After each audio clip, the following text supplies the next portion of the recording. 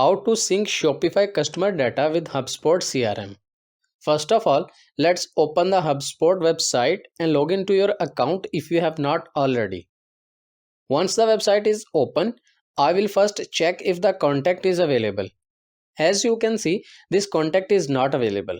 So let's go to the Shopify store and log into your account. Next, go to the customer page from the left side. From here, I will proceed with creating new customer. Here, enter your first and last name. Enter your business email address and then add a contact number including the country code.